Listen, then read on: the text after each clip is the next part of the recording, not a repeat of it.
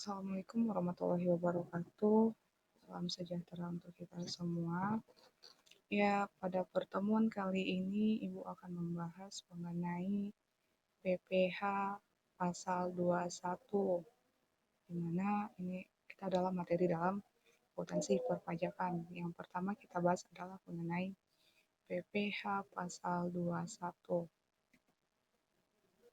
PPh pasal 21 adalah pajak atas penghasilan berupa gaji, upah, honorarium, tunjangan dan pembayaran lain dalam bentuk-bentuk apapun sehubungan dengan pekerjaan atau jabatan dengan kegiatan yang dilakukan oleh orang pribadi subjek pajak dalam negeri. Nah, yang dikatakan dengan PPh pasal 21 ini di mana penghasilan kita itu akan dikenakan pajak. PPh pasal 21 artinya adalah pajak penghasilan. Kemudian, siapa saja sih yang kena penerima penghasilan kena pajak ini? Antara lainnya, yang pertama itu adalah pegawai tetap. Jadi pegawai tetap itu kena PPh pasal 21 ya. Yang kedua, penerima pensiun. Ternyata penerima pensiun juga kena PPh pasal 21. Yang ketiga itu ada pegawai tidak tetap dengan penghasilan per bulan melewati sebesar Rp4.500.000. Nah, jadi walaupun dia bukan pegawai tetap, bukan penerima pensiun, tetapi penghasilannya yang melewati dari 4.500.000 per bulan itu dikenakan PPh pasal 21. Kemudian kita lanjut ke PTKP PPh pasal 21. PTKP ini adalah penghasilan tidak kena pajak. Yang pertama, kalau dia penghasilannya 54 juta per tahun atau setara dengan 4.500.000 per bulan untuk wajib pajak orang pribadi. Yang kedua, apabila dia penghasilannya 4.500.000 per tahun atau setara dengan 375.000 per bulan, tambahan untuk wajib pajak yang sudah menikah. Jadi kalau dia yang sudah menikah itu dikenakan 4.500.000 per tahun.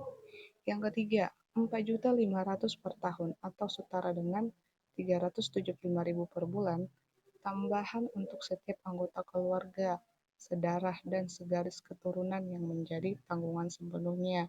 Misal kalau dia sudah berkeluarga, sudah memiliki anak, berarti dia harus kena PTKP juga sebanyak 4.500.000 per tahun. Misal kalau dia satu anak itu dikenakan 4.500.000, dua anak itu dikenakan jadi 4.500.000 dikali 2 dan begitu seterusnya.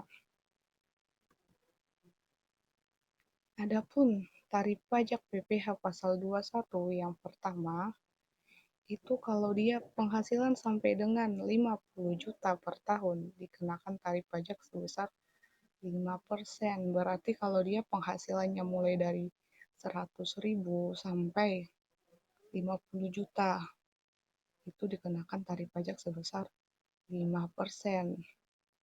Yang kedua, itu penghasilan 50 juta sampai 250 juta per tahun dikenakan tarif pajak sebesar 15%.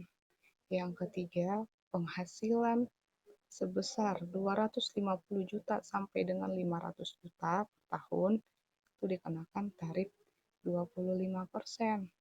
Yang keempat, penghasilan di atas 500 juta per tahun dikenakan tarif pajak sebesar 30%. Sedangkan untuk wajib pajak yang tidak memiliki NPWP, nomor pajak wajib pajak, dikenakan tarif sebesar 20%, lebih tinggi daripada wajib pajak yang memiliki NPWP. Nah, jadi yang perlu anak-anak ingat adalah di tarif-tarif pajak PPh pasal 21. Kalau dia penghasilannya sampai dengan 50 juta itu dikenakan 5%. Kalau dia penghasilannya 50 sampai 250 itu dikenakan 15%. Tetapi kalau dia penggunaan tarif pajak yang 15% ini pertama kita kalikan yang 5% dulu. Misalnya, total dia penghasilannya sebesar 75 juta. Nah, yang 75 juta ini kita kalikan 5% dulu, tetapi 5% dikali 50 juta. Nah, sisa dari 75 juta dari 50 juta itu kan ada 25 juta lagi. Jadi, yang 25 juta ini kita kalikan ke 15%. Nah, begitu juga dengan tip yang 25% dengan 30%. Ibu harap sampai di sini paham ya. Oke, kita masuk ke contoh soal.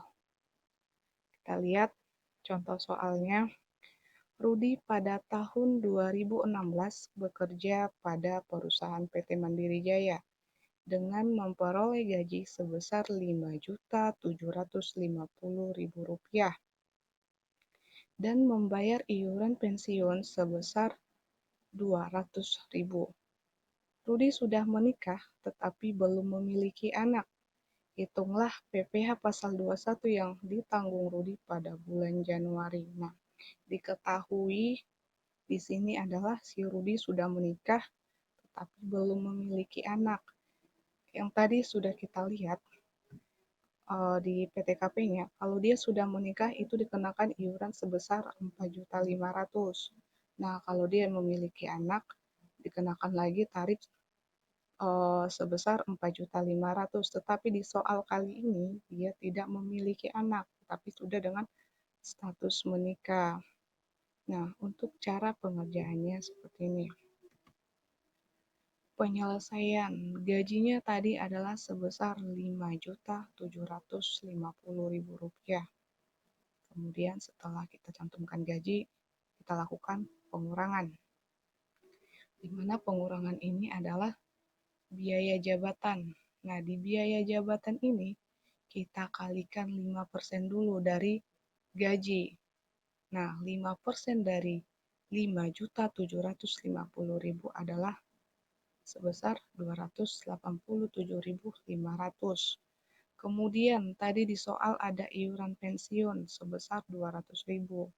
Nah, dari biaya jabatan ke iuran pensiun itu kita tambahkan, kemudian diselisihkan dengan gaji tadi. Nah, Rp287.500 ditambah Rp200.000 menjadi Rp487.500. Dari gaji tersebut sebesar Rp5.750.000 dikurang Rp487.500. Nah, dapatlah penghasilan netonya sebulan sebesar Rp5.262.500. Nah, jadi penghasilan dia yang bersih dalam 1 bulan itu sebesar Rp5.262.500 setelah dilakukan pengurangan dari biaya jabatan dan iuran pensiun. Bisa jadi nanti di soal yang lainnya ada anak-anak temukan sebagai uang lembur, itu nanti ditambahkan dengan biaya jabatan. Jadi misalnya uang lembur atau iuran sosial itu bisa ditambahkan lagi dengan biaya jabatan lalu dikurangkan dengan gaji. Setelah kita ketahui penghasilan neto sebulan itu adalah Rp5.262.500, kemudian kita kalikan dia penghasilan neto setahun, penghasilan bersihnya dalam 1 tahun. Nah, tadi kan penghasilannya Rp5.262.500. Setelah itu dikalikan 12. Kenapa dikalikan 12? Karena dalam 1 tahun terdapat 12 bulan.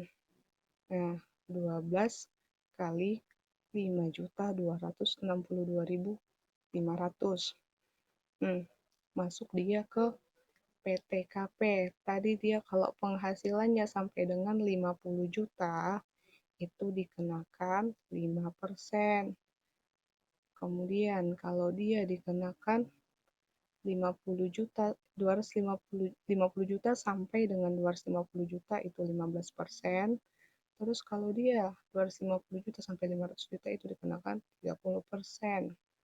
Nah, diketahui tadi di PTKP-nya, di PTKP wajib pajak sendiri itu sebesar 54 juta rupiah. Karena dia sudah menikah, tentu dia harus menanggung status menikah, yaitu sebesar 4.500.000. Kemudian kita jumlahkan. Tadi penghasilan yang neto setahun dikalikan 12 itu sebesar 63.150.000. Kemudian di PTKP-nya 54 juta ditambah 4.500.000 itu 58.500.000 rupiah. Nah, kemudian setelah dijumlahkan, kita kurangkan dengan penghasilan neto yang setahun tadi, yang 63.150.000 itu dikurang 58.500.000 itu menjadi 4.650.000 rupiah. Kemudian untuk menentukan PPh pasal 21-nya, karena dia penghasilannya mulai 0 sampai penghasilannya sampai dengan 50 juta itu dikenakan tarif 5%. Nah, di sini kita dapatkan penghasilannya sebesar 4.650.000 rupiah, berarti dia dikenakan tarif 5%. Nah, 5% dari 4.650.000 rupiah ini adalah sebesar 232.500. Nah, sehingga PPh pasal 21 pada bulan Januari sebesar 232.500 itu dibagi 12. Kenapa dibagi 12? Karena untuk menentukan 1 bulan. Jadi PPh pasal 21 yang harus ia tanggung adalah sebesar 19.375.000 rupiah.